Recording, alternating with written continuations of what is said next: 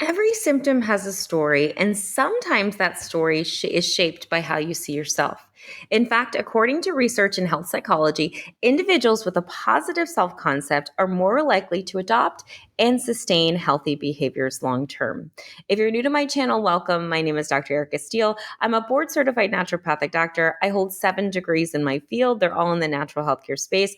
I like to say that I went to school so you don't have to. All this week, we are launching our collectives, but in the first module of our holistic health coaching certification, it's all about self-concept and identity. So who you are is actually the foundation of how you heal. Now, it can be difficult, right? Because we are born into, at least I will speak for myself, right? I was born into mess, just mess, chaos, stress, function, all the things, right? And so I am not that way. That is not who I operate at. That's not who I be, right? I am a very calm, relaxed, centered, peaceful person. But I was buried, right, in this sea of chaos and confusion. And so I had to really find myself and really emerge, right? Very much that phoenix, right? And it's so funny. I've phoenixed my ass off in life, And so the thing is that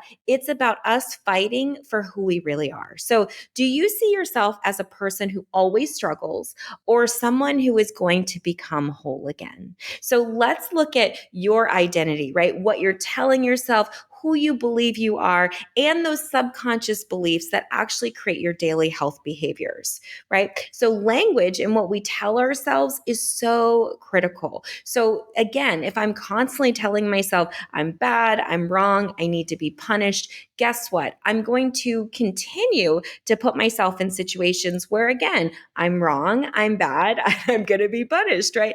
Instead, I choose to remove myself from people, places, situations, circumstances, and events that just do not honor me, that just do not see me, that just do not love me, right? Because I want my self talk, right, and my outside world to match. But that all started with a vision. I had to have a vision of what I wanted my life to be. So for me, building my self concept meant that I didn't want to live in the United States anymore, meant that I wanted to have a healing center, meant that I wanted to be married to an equally as powerful healer as myself, that I wanted to really live this life that was blissful and relaxing and really honored myself. So if you've never written your health story, today is the day, right? That you're going to begin to really contemplate what it is that you want in your life, right?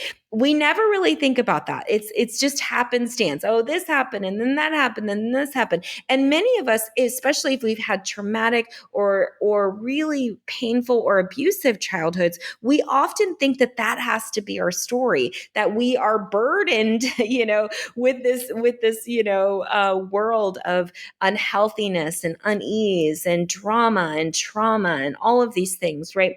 And I am absolutely living proof that you can break free from your story. So if you're not familiar with my story, I had a very difficult childhood. My mother had a psych break pretty early on in life, very abusive. It was a really difficult life for me, leading me to leave my home at 16 years old, literally with just the clothes on my back, right?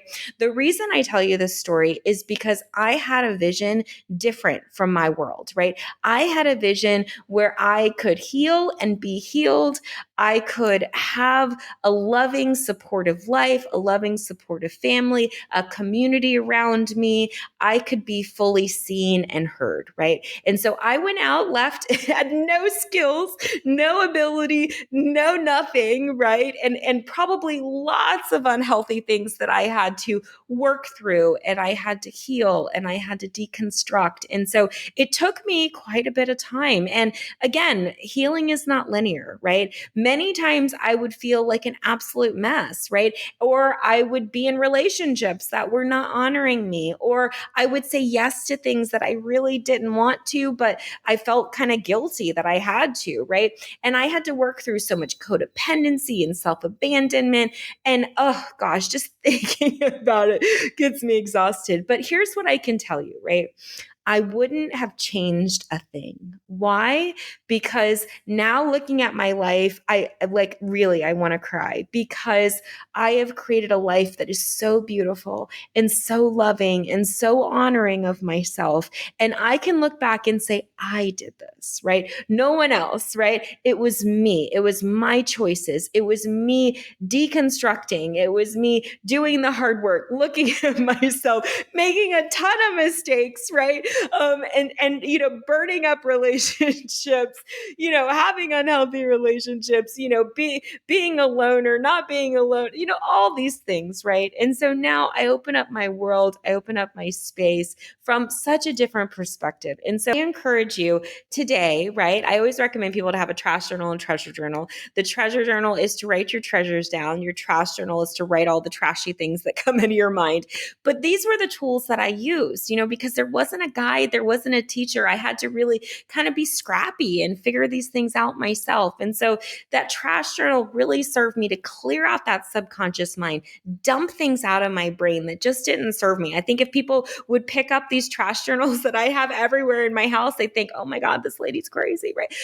But it was my way of venting because honestly, I couldn't afford a therapist as much as I needed one, or even, you don't have 24-hour call service with a therapist. I think sometimes on online therapy you can write and stuff, but at those times, no. So I used a journal. Journal became my therapist, and anytime I would have a grievance or a sadness or an anger or anything, I would dump it in that trash journal. And then eventually, once it got filled up, I would throw it away, burn it, or whatever, right? But then I have my treasure journal, which once we uncover all the trash, of course, what are we going to build on it? We're going to build treasure. And so that treasure became my story, right? The things that I wanted, the marriage that I wanted, the home that I wanted, the career that I wanted, the opportunities that I wanted. And I still continue to build and grow on that treasure journal every single day. And so my question for you is, what do you want in your treasure journal? And what do you want your health story to look like? So this week I will be traveling, so I'm not going to be live on Wednesday. I will be live on Saturday. And so we will be discussing all about, hopefully I'll be live on Saturday. I just thought about that. But definitely keep a lookout in our communities because I'll let you know if I'm live, or at very least I'll do a recorded call, which will fortunately force you to get into your community. But before you go running in, right, really sit with yourself, right? I saw one of the posters in our community, she's like, I really sat with myself. I really worked through this. And I'm so proud of her. It's like, yes, absolutely. Get your ish right, right? So oftentimes we're rushing and racing and moving and shaking. We're not actually slowing down and getting fully present into what we want. So this week is all about getting clear about what you want, not only for yourself, but also for your community. So like, share, subscribe, and comment below what you're doing and what's a part of your health story for this week.